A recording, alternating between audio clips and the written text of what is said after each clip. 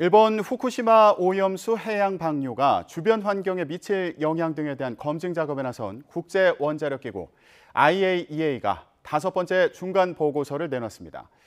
일본 당국이 방사선 핵종 점검 대상 가운데 주요 핵종을 배제하지 않았다는 게 핵심입니다. 취재기자 연결해서 알아보겠습니다. 황보영 기자. 네, 국제부입니다. 예. 자, 점검 대상 중에 주요 핵종을 배제하지 않았다. 이게 어떤 의미가 있는 겁니까?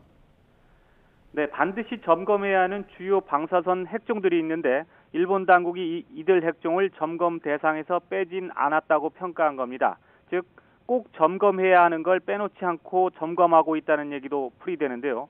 해당 일을 맡고 있는 곳은 일본 원자력 규제위원회인데 IAEA는 이 위원회의 관리 감독엔 문제가 없다는 취지로 결론 내린 겁니다.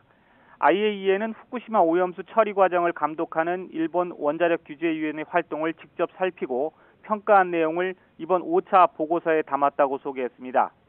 IAEA는 한 차례 더 중간 보고서를 내고 이후 최종 보고서를 발표할 예정입니다. 다음 중간 보고서는 확증 모니터링 보고서로 명명되어 있는데 IAEA가 1차 오염수 샘플을 교차 분석한 결과를 담게 됩니다. 이어서 오염수 해양 방류 전에 오염수 배출과 관련한 모든 분야의 안전성을 검토한 종합 보고서를 낼 예정입니다. 일본 도쿄전력은 2011년 후쿠시마 원전 사고로 인한 오염수 약 133만 톤을 원전 부진의 수백 개의 탱크에 담아 보관하고 있습니다.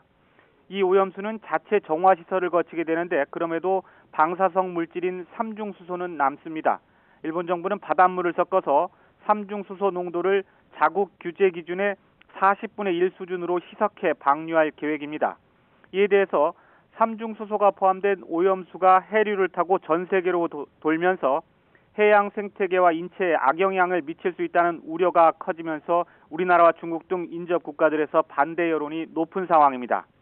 우리 정부는 이번에 IAEA 검증 결과 과정 등을 주시하면서 원자력 안전위원회를 중심으로 오염수 방출 관련 전반에 대해서 과학적, 기술적 검토를 진행하고 있습니다. 지금까지 국제부에서 YTN 황보현입니다.